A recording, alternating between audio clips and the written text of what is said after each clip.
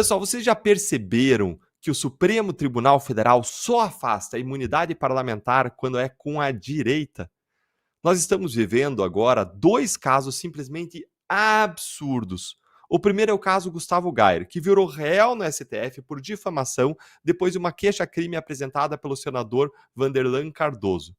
E o segundo caso é o do Marcel Van Hatten, que, como nós sabemos, está sendo investigado no Supremo em um inquérito relatado pelo ministro Flávio Dino por ele ter feito críticas ao delegado da Polícia Federal, Fábio Chor, que é um dos principais executores das ordens ilegais e abusivas do ministro Alexandre de Moraes.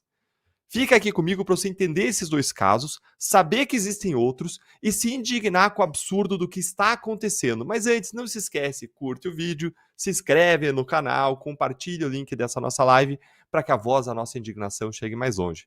Então bora lá, gente, bora começar com o caso Gustavo Gayer. Olha só, essa decisão da primeira turma do STF, que por unanimidade tornou o Gustavo Gayer réu por difamação no STF, é revoltante. É algo que deixa a gente com raiva por conta da injustiça e, pior ainda, do duplo padrão do Supremo. Escancarado. Bora lá. O Gayer ele publicou um vídeo no Instagram com críticas aos senadores que apoiaram a eleição do Pacheco para a presidência do Senado, onde ele afirmou que esses senadores foram comprados com cargos de segundo escalão e que isso foi uma traição ao povo brasileiro. O senador Vanderlan Cardoso ele se ofendeu e ele entrou com uma queixa-crime contra o Gayer.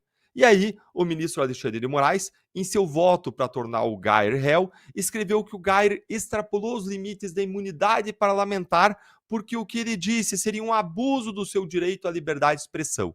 Disse que o Gayer praticou ofensas que ultrapassam a imunidade parlamentar.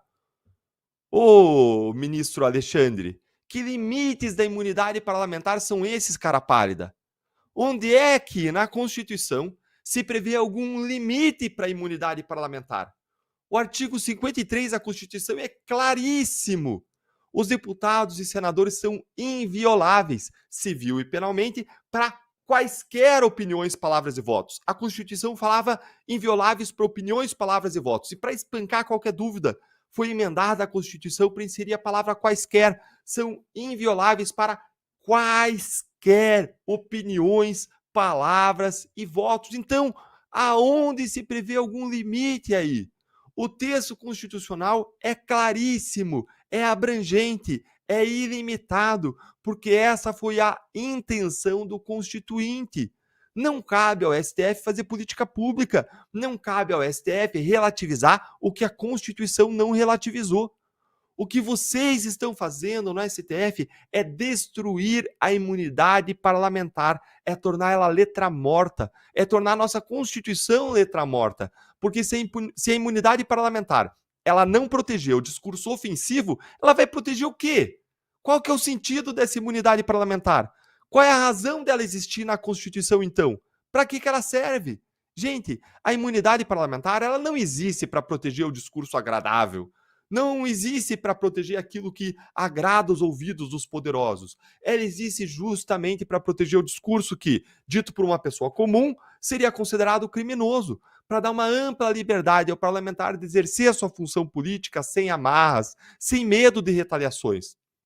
Mas o que o Supremo está fazendo, a adotar essa linha de pensamento distorcida do ministro Alexandre de Moraes, é tornar a imunidade parlamentar algo que não protege ninguém e que os ministros do STF podem a qualquer momento relativizar para punir seletivamente quem eles quiserem. E olha a seletividade já aparecendo. Olha o duplo padrão se escancarando dentro do Supremo. O Gustavo Gayer, ele tinha entrado com uma queixa-crime contra um outro deputado, que chamou ele, Gayer, de nazista e de fascista. E aí o ministro Flávio Dino, pasmem, aquele ministro também conhecido como o homem que destruía livros, disse que chamar alguém de nazista e de fascista não era crime. Ou seja, quando a ofensa é contra um deputado de direita como Gayer, aí os ministros do STF não consideram que é crime. Mas quando é o Gayer criticando um outro parlamentar, porque ele é de direita, então ele não está protegido pela imunidade parlamentar para promover ofensas. É isso. É isso mesmo. Ou ainda, quando são autores de livros com uma visão conservadora, aí É homofobia, transfobia, misoginia, racismo, tudo junto. Gente, é uma hipocrisia, é um duplo padrão revoltante.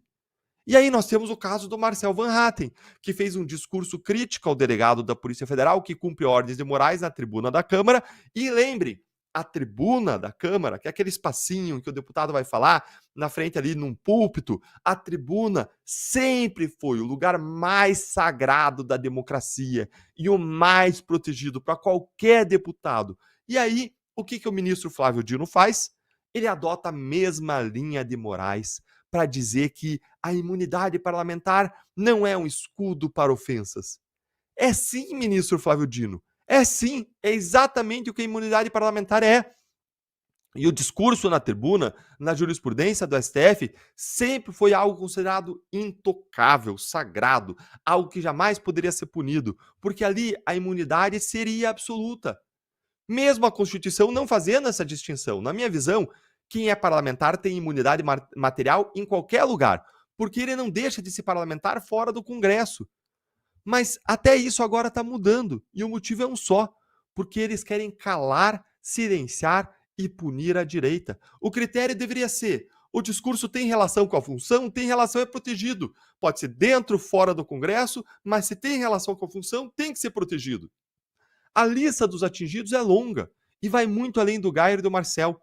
Eu fui incluído em um inquérito criminal que passou a me investigar por uma declaração que eu dei como parlamentar e relacionada à minha função, criticando aquela decisão do TSE, do Tribunal Superior Eleitoral, que me cassou. O Nicolas Ferreira está respondendo a uma investigação por ter chamado Lula de ladrão no exercício da sua atividade parlamentar. Inclusive, a PGR acabou de propor um acordo para ele, que ele corretamente, corajosamente recusou. Daniel Silveira teve a sua imunidade parlamentar violada ao extremo para condená-lo por palavras a uma pena maior do que aquela do Dirceu como comandante do Mensalão. E eu lá naquela época, como procurador da República, me manifestei numa audiência pública do Senado dizendo que isso era um absurdo. E existem outros casos. Quem está sentado no banco dos réus não são os parlamentares de direita. Quem está sendo colocado no banco dos réus é a Constituição.